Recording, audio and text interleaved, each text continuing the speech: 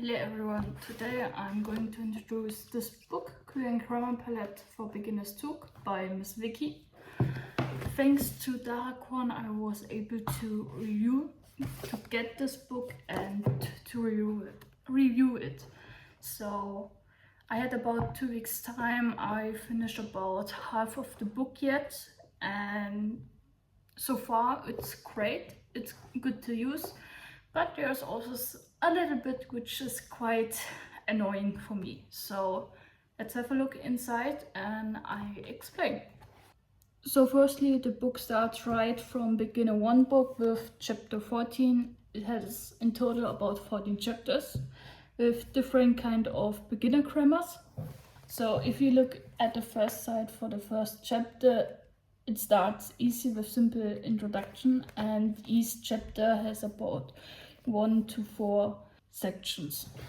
Each section they also have exercise, but there's also easy and simple grammar explanation.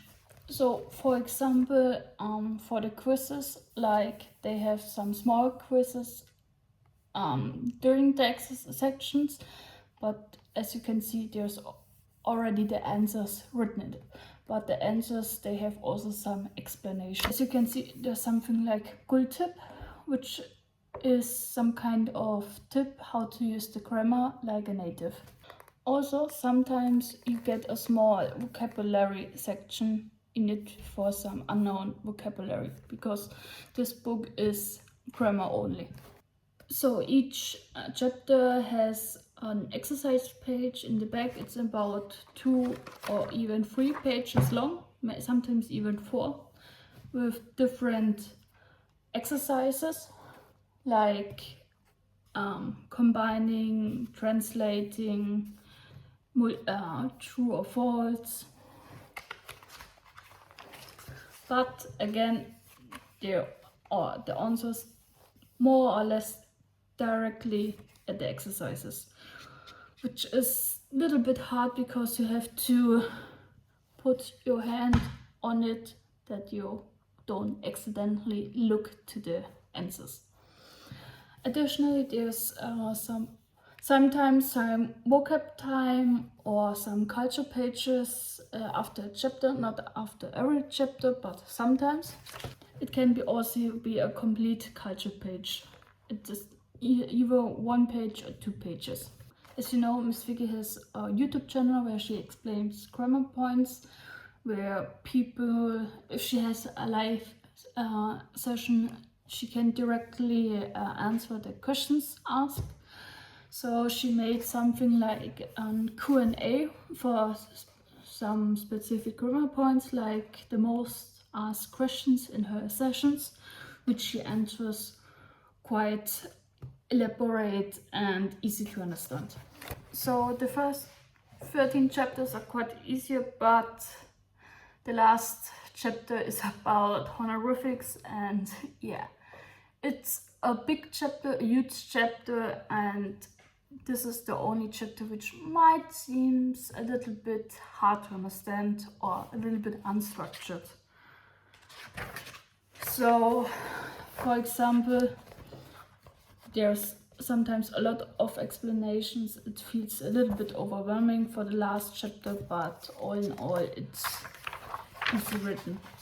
There's also plenty of exercises. So we also have an appendix. In the appendix is just irregular verbs with some exercises, nothing more. Just irregular verbs to practice, like here, with the explanation and practice.